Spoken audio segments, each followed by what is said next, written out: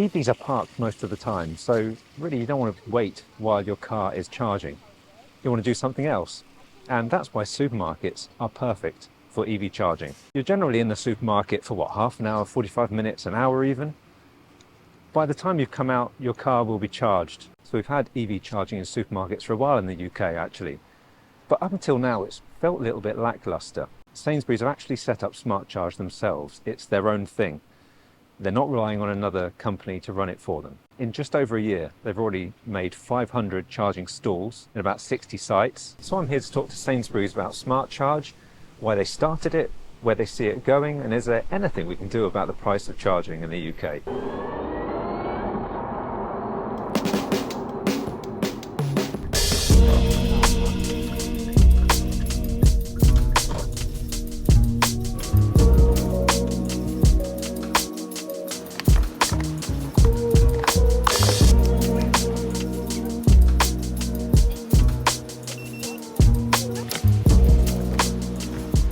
Okay, I'm going to give you a little tour then of this particular charging hub.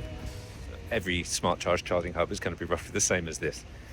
You've got 2 bays served by 1 charging stall. So they've got 5 of these stalls, so obviously 10 charging bays. They've all got CCS, although there is 1 CHAdeMO, so that's good if you're a Leaf driver. Something that's fantastic to see is that these are really accessible charging bays. If you've got difficulty with mobility, if you're in a wheelchair, then you'll find that these spaces are big enough to get around.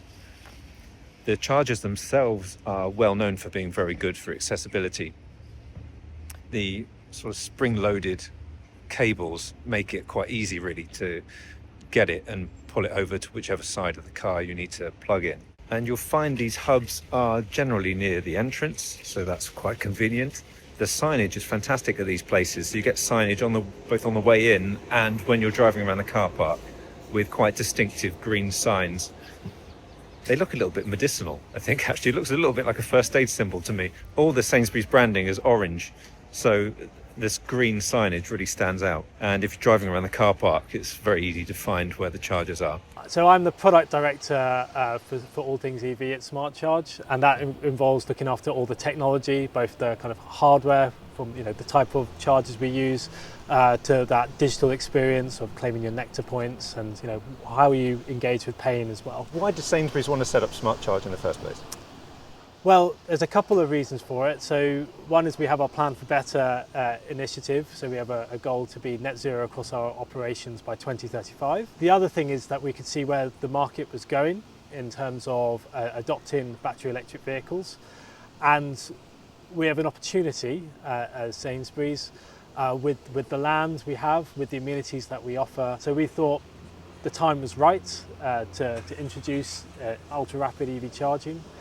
For Sainsbury's, so that's where we can see the market was moving towards. We have a petrol station business as well, so as that transition happens, we want to make sure we're involved in the future as well as the current. And you've got 500 charging stalls now, is that right? Correct, yeah. We've got. And you've managed that in a year?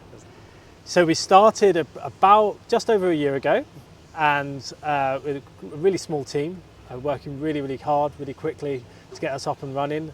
We launched the brand in January of this year, and we've now at over 60 sites. I think we're approximately 62, and we're over 500 ultra rapid charging bays across England, Wales, and Scotland. That's amazing going. Yeah, we've been busy. We've been busy, especially our tech teams, our construction teams as well, and now building out our marketing messaging too. It's been a busy year, but we're only really just getting started. Customers are only just now getting to know us a bit and realise that we're actually in quite a lot of places now. Yes. So yeah. And they're convenient locations, aren't they? So I've got a couple of kids. I know you have a daughter as well. And stopping somewhere with amenities where you can pick something up to eat, use the loo, grab a coffee, and by the time you're out, you're kind of fully charged. Really handy. Yeah. And in a well-lit, safe car park as well. All of our sites have CCTV, so safety is kind of paramount. We've got lots of stuff going on in the Sainsbury's, during store opening hours and also outside of opening hours. You've got there's lots of people around. This is not the back end of a pub car park or behind a council town hall, something like that. Yeah. And we also have lots of bays too, so you can see we're pretty busy now. We've just had customers pulling in, coming out. Yeah. So you're not going to feel that unsafe. It's dark today. Yeah. And we're heading into winter, but we've done a lot to make ourselves winter ready as well. Okay. So it's a customer experience is paramount for us. And accessibility seems really good as well. Yes, and accessibility in all respects. So we took a decision that we wanted to be as accessible as we can be for our customers, starting with the bay sizes. So our bays are wide, and this benefits those with additional mobility needs. But also, as I mentioned, I've got a couple of young kids, got car seats in the back. Actually, I kind of need to open the door. My dad drives an electric camper van, and he finds it a nightmare at some other operators where it can be, the bays are narrow and it can be quite tricky to manoeuvre into them. Yeah. Our bay is always really wide. It's something we pride ourselves on. That's all our sites have accessible bays. Yeah, and not only that, so the payment screen is also quite low down, which must be great for people in a wheelchair. Yeah, indeed. Yeah, the payment screen is accessible. It's well lit as well, and from a digital standpoint as well, we implement our kind of branding standards that of accessibility that Sainsbury's has too. And this is a good segue onto the chargers, because I'm a bit of a charger geek. And when when I found out you're using Kempower, I thought yes, because so many other networks use pretty dodgy chargers, and Kempower are reliable. They're bendy. They stretch to every corner of the car. We chose Kempower kit for a couple of reasons. You mentioned the reliability, but I also think from a customer experience perspective, what we really like about them is the distributed power systems. So you might see that we have that kind of box over there. Yeah. And that's where all our power modules are stacked. And that power is distributed across all the bays. And so if there's an issue with power, actually the power is shared. So you can if there's a power module problem, it doesn't knock out a charge point. It just maybe derates the total maximum of power that could be distributed. So customers don't necessarily notice, whereas maybe with other manufacturers or other systems, there's a problem with a power module, that means there's a problem with the bay, and then the bay is out of order. Yeah. And so then you get is it working? Oh, it's not working, problem. Yeah. So that's something that we like.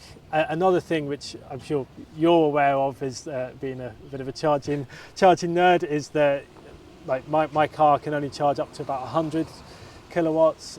Is that an e-Niro? My Niro does 77 on a really good day. And these can go up to 300. So it balances the power. So we can then put in more bays and then support the vehicles that can take that extra power, whilst giving our cars that maybe can't do as much what we need as well. Yeah. Which I think it's really clever technology there. Yeah. And how many sites are coming, if you can say? Yesterday we had our financial reports. We're doing 70 sites by the end of this financial year. So our financial year ends first week of March. So there'll be more sites to come in the next financial year. As we mentioned, this is a growing business for Sainsbury's. We have what we think is a winning formula, and we're getting great customer feedback. So we'd be looking to expand as EV adoption expands as well. My second car is a Leaf. I don't tend to rapid charge it anywhere because I can charge at home, but you do have CHAdeMO here, which is great, but it tends to be just one, if at all, just like the odd one. Do you look at the stats? Would you expand that if you get a massive flurry of Leaf drivers suddenly? Or? So yeah, really good question. It's an interesting one. We definitely look at the stats, just like we look at the stats for all our sites, potential sites, where should we go? And we take into account the type of vehicles that are available. CHAdeMO, unfortunately for those who drive it, is a standard that is in decline. There are no manufacturers that currently support it. The Leaf went out of production in, I think, March of this year. So there will still be lots of Leafs driving around, but there will be no new vehicles. We're building a network for the future. So with that in mind, not all of our sites have CHAdeMO bays, but for the larger ones, we tend to have one. Sure. To cater for those vehicles. Okay. It's interesting you mentioned you don't tend to rapid charge it because you charge at home. That kind of aligns with some of our research and our market sentiment that those vehicles now They're not new ones, Yeah. and they'll probably will be the second car, perhaps, Yeah. and you'll use that for the kind of runarounds. So then we're an ultra rapid charging network. Should we be catering for those vehicles that are driven by people who actually are not going to rapid charge them as much? So Of course. that's our position. We're constantly reviewing it to check whether that's the right one. We want to make sure we're doing right by our customers. Sure. And it is difficult because if you did put in another CHAdeMO, then you're removing a CCS space for someone that might want it. So it must be a difficult juggling act. And as I mentioned, this is a multi-year. We're building a business for the future. So you're also, whilst it might make sense in year one, right now, in year 4, year 5, you've lost that bay. That could have been a CCS bay, and all those vehicles that are to come next year, the year after, etc. Yeah, sure. Public charging is quite expensive. You're 75 pence per kilowatt hour, which isn't the most expensive in the UK, but it is still quite a lot. Is there anything you can do to bring that down, and why is it the price it is? We think our price is fair in the market at the moment. We're constantly looking at that to make sure that we're being as accessible from a pricing perspective as we can be. But we have invested a lot in the capital costs to install the equipment, to get the grid connection, and ultimately it's a business built for the future. We're still at that point where there's EV sales are about 20%, but total EVs on the UK car park are around about 5-6%. So it's a business built for tomorrow, not today, but we are still operating today as well. So I think that's something that we need to take into account. So there's the capital costs. Then there's also the non-commodity costs of electricity as well. So the distribution costs. And those transmission costs as well, and the standing charges that really impact us. So it's a bit unfair to kind of compare that price of home electricity to the price of ultra rapid charging, because they're not really the same thing. And the other element is taxation as well. We're currently having VAT on public charging at 20%, whereas home charging is 5% too. Yeah. So it's something that we're continuing to look at. We want to be as competitive as we can be. You now support the All-Star fuel card. Are there any plans to accept other roaming networks? Yes, so glad you asked about that, because it's part of my team. We've been leading the development on that. It's something we're really proud of, our first roaming partnership with the All-Star and Plug Surfing teams. So we are working on onboarding new partners. It'd be great to hear from you and also your viewers which roaming networks we should be talking to. But yeah, watch this space, there'll be more to come. One of the things that we're really delighted to have launched is that you can now claim Nectar points when you're charging with us at Smart Charge. So just tap the screen once you've started charging. If you scan the QR code, that will then open up a page where you can add your Nectar number. And at the moment we're doing promotion for 100 bonus points, but there'll be multiple promotions going on throughout until the end of this year and into next year as well. Okay. And a great way to gain some Nectar points for quite a big charge. Yeah. And the receipt that you can get on there is also quite unique, isn't it, with Kempower chargers? Yeah, and you correct. can actually see the speed when you're away from the charge. You yeah. can see the speed. So scanning that QR code is really the entry point into a load of different features for customers. So adding your Nectar points, monitoring your charge, as you mentioned. So we have a great way of showing the battery, how full it is, how long it will take to get to 80% to 100% as well. Perfect if you're in the shop or going to grab a coffee. And also it's how you get your receipt. So you can enter your email address within that, and then an PDF email receipts will be sent to you. How long does it take to set up a hub? For us, it can be sometimes weeks/months. That's literally when you're on site. So once you start on site. So for those viewers who maybe are seeing, the building works commence, we should be thinking within weeks, if not a couple of months, to go live. But before that, there's a lot of pre-work that needs to be done. We need to put in, planning applications. We need to look at the configuration of the car park. Potentially, we need to change things. We need to minimise disruption to the store, and we need to secure potentially new grid connections. And that's really the challenge, is like securing that power. And sometimes you'd ask for this over there, and they can give you something over there, but it's a lot less, and then you have to change your plans, and that then needs to be reevaluated. So it depends, but that's the longer reason for it. Okay. But sometimes we maybe have some headroom from the store. We've done a lot of work, as Sainsbury's has done a lot of work, to reduce their consumption. So actually, in some sites, we have headroom in the transformer, and we can use that power that, as I mentioned, we're paying for that capacity. We could divert some of that to use it for EV. Right. And so for those sites, we're able to move really quite quickly. Are some regions harder than others to get a hub set up?